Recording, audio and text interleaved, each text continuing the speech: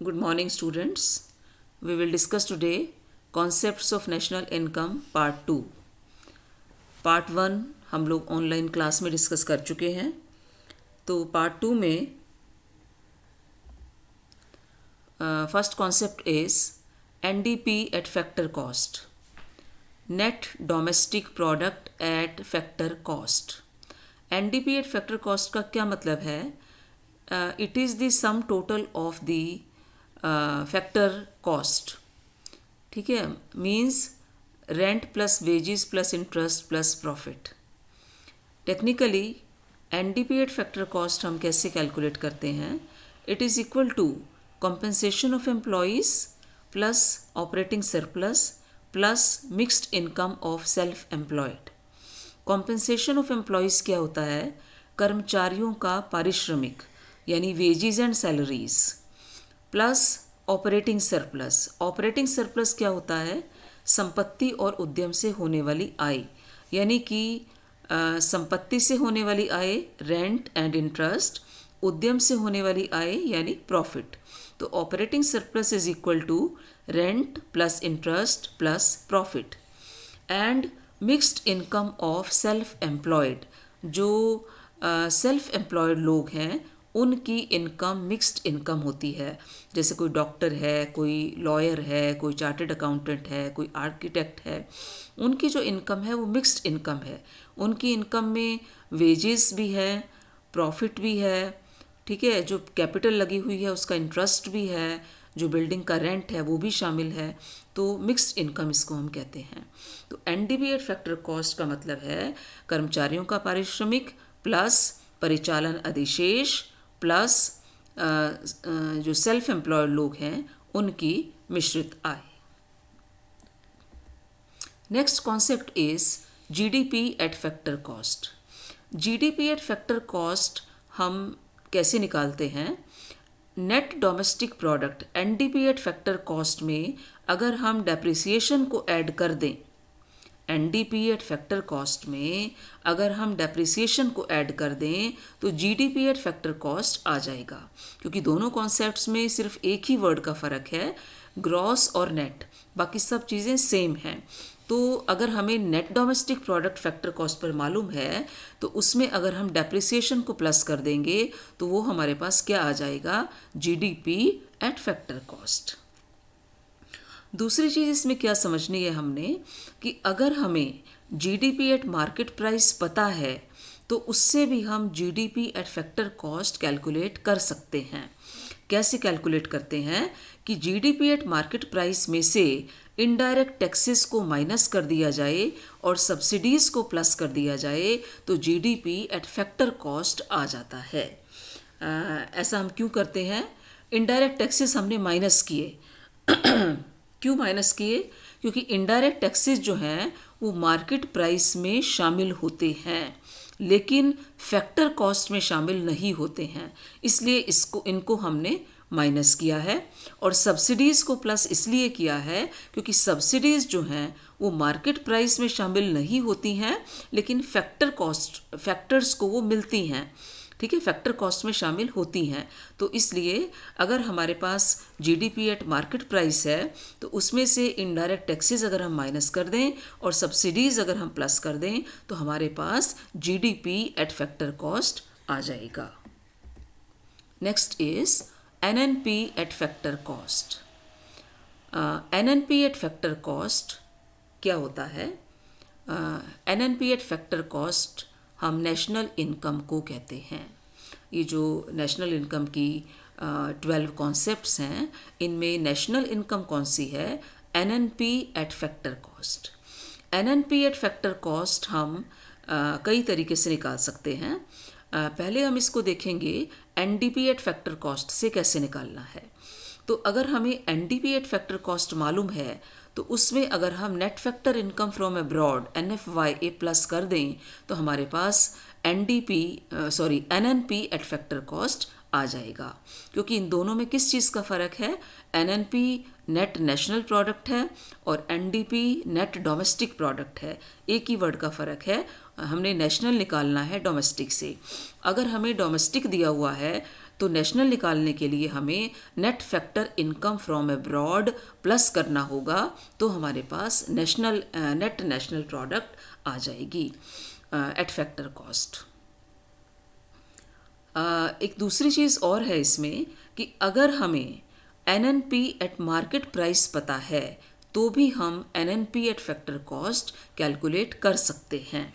इसका क्या मेथड है? जो अभी पिछली कॉन्सेप्ट में हमने किया वही मेथड है कि अगर कोई कॉन्सेप्ट मार्केट प्राइस पे दी हुई हो और हमने फैक्टर कॉस्ट पे निकालनी हो तो उसका तरीका है कि इनडायरेक्ट टैक्सेस माइनस कर दो और सब्सिडीज प्लस कर दो, ठीक है, या नेट इनडायरेक्ट टैक्सेस माइनस कर दो। नेट इनडायरेक्ट टैक्सेस का मतलब क्या होता है? इनडायरेक्ट टैक्सेस माइनस सब्सिडीज, तो हमारे पास क्या आ जाएगा? NNP at factor cost. Next concept is GNP at factor cost. अगर हमें GNP gross national product factor cost per निकालनी हो तो वो हम GDP एट फैक्टर कॉस्ट से भी निकाल सकते हैं, वो हम NNP एट फैक्टर कॉस्ट से भी निकाल सकते हैं। NNP एट फैक्टर कॉस्ट में अगर हम डेप्रिसिएशन प्लस कर दें, ठीक है, देखो NNP एट फैक्टर कॉस्ट में और GNP एट फैक्टर कॉस्ट में एक ही वर्ड का फ़र्क है कि उसमें नेट है और उसमें ग्रॉस है। तो हमने ग्रॉस अगर निकालनी है तो नेट में अगर हम डेप्रिसिएशन प्लस कर देंगे तो हमारे पास ग्रॉस कॉन्सेप्ट आ जाएगी। तो GNP at factor cost is equal to NNP at factor cost plus depreciation. Depreciation मतलब घिसावट, ठीक है। तो इस तरीके से हम GNP at factor cost calculate कर सकते हैं। GNP at factor cost find out करने का एक दूसरा तरीका क्या है कि GNP अगर हमें मार्केट प्राइस पर दी हुई हो और हमें फैक्टर कॉस्ट पर निकालनी हो तो उसका वही मेथड है कि उसमें से हम GNP एट मार्केट प्राइस में से अगर हम नेट इनडायरेक्ट टैक्सेस माइनस कर दें, ठीक है, तो हमारे पास GNP एट फैक्टर कॉस्ट आ जाएगा। और नेट इनडायरेक्ट टैक्सेस का मतलब क्या है? जस्ट अभी हमने किया था indirect taxes minus subsidies. Next concept is factor income from NDP accruing to the private sector. NDP जो है उसमें से वो फैक्टर इनकम जो प्राइवेट सेक्टर को प्राप्त हो रही है, ठीक है। तो प्राइवेट सेक्टर की इनकम अगर हमने NDP में से निकालनी है तो ऑब्वियसली इसमें से हमें पब्लिक सेक्टर की इनकम अगर हम माइनस कर दें, मतलब गवर्नमेंट सेक्टर की इनकम अगर हम इसमें से माइनस कर दें तो हमारे पास प्राइवेट सेक्टर की इनकम आ जाएगी। तो इसको निकालने का क्या फॉर्मूला है? NDP eight factor cost minus property and entrepreneurial income of the government departmental enterprises minus savings of non departmental enterprises. मतलब क्या है कि NDP एट फैक्टर कॉस्ट में से माइनस क्या क्या करना है हमने? जो सरकारी विभागीय उद्यम हैं जैसे रेलवे है या जैसे पोस्ट एंड टेलीग्राफ है, ये गवर्नमेंट डिपार्टमेंटल एंटरप्राइजेस हैं, इनकी प्रॉपर्टी से होने वाली इनकम या उद्यम से होने वाली इनकम वो माइनस करनी है। और क्या माइनस करना है? Savings of non departmental enterprises, जो सरकार के गैर विभागीय उद्यम हैं उनकी सेविंग्स को माइनस करना है। तो हमारे पास NDP आ जाएगी जो कि प्राइवेट सेक्टर को प्राप्त होती है। Next is private income. Private income यानी निजी आय। प्राइवेट इनकम हम कैसे निकालते हैं? देखिए अभी हमने जो निकाला है वो भी प्राइवेट सेक्टर की इनकम है, ठीक है। अब कुछ इनकम ऐसी है जो प्राइवेट सेक्टर को मिलती है, राइट, लेकिन वो NDP में शामिल नहीं होती है, ठीक है। कुछ इनकम ऐसी है जो NDP में शामिल नहीं होती है लेकिन वो हाउस होल्ड्स को प्राप्त होती है और इसलिए उसको हम निजी आय में शामिल करेंगे। तो private income is equal to income from domestic product accruing to private sector plus net factor income from abroad, विदेशों से मिलने वाली शुद्ध साधन आय, ठीक है, क्योंकि ये डोमेस्टिक प्रोडक्ट में शामिल नहीं होती है, इसलिए इसको हमने ऐड किया, NFYA जो होता है, plus current transfers from government, सरकार से मिलने वाले वर्तमान हस्तांतरण भुगतान। आपको मालूम है कि जो ट्रांसफ़र पेमेंट्स होते हैं वो जो है वो नेशनल इनकम में शामिल नहीं किए जाते हैं, लेकिन क्योंकि वो हाउस होल्ड सेक्टर को प्राप्त होते हैं तो प्राइवेट इनकम में वो शामिल किए जाने चाहिए, किए जाते हैं, तो इसलिए उसको हम ऐड करेंगे current transfers from the government plus current transfers from rest of the world, शेष विश्व से प्राप्त होने वाले वर्तमान हस्तांतरण भुगतान। मतलब विदेशों से जो हस्तांतरण भुगतान, मतलब हस्तांतरण भुगतान जैसे कोई डोनेशंस हैं, कोई गिफ्ट्स हैं जो एक तरफा भुगतान होते हैं जिसके बदले में कुछ नहीं देना पड़ता, उनको हम ट्रांसफ़र पेमेंट्स कहते हैं। तो ऐसे ट्रांसफ़र पेमेंट्स भी होते हैं जो बाहर से प्राप्त होते हैं, एक्सटर्नल सेक्टर से प्राप्त होते हैं, वो भी हम ऐड करेंगे।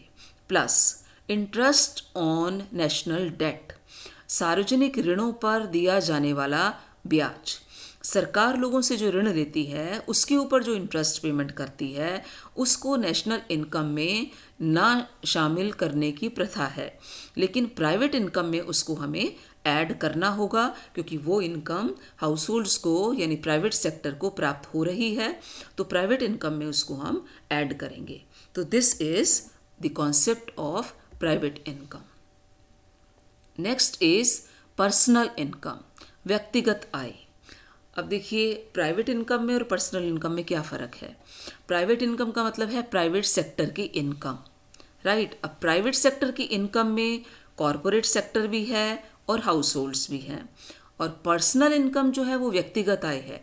व्यक्तिगत आय में कॉरपोरेट सेक्टर की इनकम नहीं आएगी, तो प्राइवेट इनकम में से अगर हम कॉरपोरेट सेक्टर की इनकम को माइनस कर दें तो हमारे पास पर्सनल इनकम आ जाती है। पीटरसन ने कहा है personal income is the income actually received by persons from all sources in the form of current transfer payments and factor income. तो personal income is equal to private income, निजी आय, minus corporate savings, जो निगम क्षेत्र की बचतें या उनके अवितरित लाभ हैं। कुछ लाभ तो उन्होंने डिस्ट्रीब्यूट कर दिए हैं, तो वो जो लाभ उन्होंने डिस्ट्रीब्यूट कर दिए हैं वो तो एनडीपी में आ गए थे, ठीक है, वो तो प्रॉफिट वाले पार्ट में वहाँ पर आ गए थे। लेकिन यहाँ पर क्या है, जो अनडिस्ट्रीब्यूटेड प्रॉफिट कंपनीज रिटेन करके रखती हैं वो हमने माइनस करना है, माइनस कॉरपोरेट टैक्स, जो कॉरपोरेट सेक्टर अपने प्रॉफिट में से टैक्स पेमेंट करता है वो भी हमने इसमें से माइनस करना है। तो प्राइवेट इनकम में से कॉरपोरेट सेविंग्स और कॉरपोरेट टैक्स को माइनस करने के बाद जो बचेगा वो पर्सनल इनकम यानी निजी आय होगा। And the last concept is disposable income यानी प्रयोज्य आय। डिस्पोजेबल इनकम क्या होती है? देखो, जो इनकम हमारे डिस्पोजल पर है, मतलब हमारी मर्जी पर है, उसको हम जैसे मर्जी खर्च करें या सेव करें, वो हमारे ऊपर डिपेंड करती है, हमारे डिस्पोजल पर वो इनकम है। अब पर्सनल इनकम भी व्यक्तिगत इनकम है, तो पर्सनल इनकम सारी हमारे डिस्पोजल पर नहीं होती है। क्यों नहीं होती है? क्योंकि जितनी हमारी पर्सनल इनकम है उसमें से कुछ पेमेंट्स ऐसे होते हैं जो हमको कंपल्सरीली करने पड़ते हैं, चाहे हम विलिंग हों चाहे ना हों। कानूनन हम बाध्य होते हैं सरकार को टैक्स देने के लिए। तो कुछ भुगतान ऐसे हैं जो पर्सनल इनकम में से माइनस करेंगे तो हमारे पास डिस्पोजेबल इनकम आ जाएगी। क्या क्या माइनस करना है? डायरेक्ट पर्सनल टैक्सेस, ठीक है, जो प्रत्यक्ष कर होते हैं। प्रत्यक्ष कर में इनकम टैक्स है और प्रॉपर्टी टैक्स है, तो डायरेक्ट पर्सनल टैक्सेस माइनस करेंगे। और क्या माइनस करेंगे? Miscellaneous receipts of government administrative departments, सरकारी प्रशासनिक विभागों की विविध प्राप्तियाँ। इसमें क्या आएगा कि अगर आपने सरकार को कोई फीस देनी है, कोई फ़ाइन देना है, इस प्रकार की जो पेमेंट्स हैं जो आपने गवर्नमेंट के किसी डिपार्टमेंट को करनी है, क्योंकि वो भी कंपल्सरीली करनी पड़ती हैं, हम कानून के अनुसार बाध्य होते हैं वो भुगतान करने के, ठीक है। तो पर्सनल इनकम में से direct personal taxes and miscellaneous receipts of government administrative departments minus करने के बाद जो इनकम बचती है वो इनकम प्रयोज्य आय या डिस्पोजेबल इनकम कहलाती है. So this is part 2 of the concepts of national income. Thank you.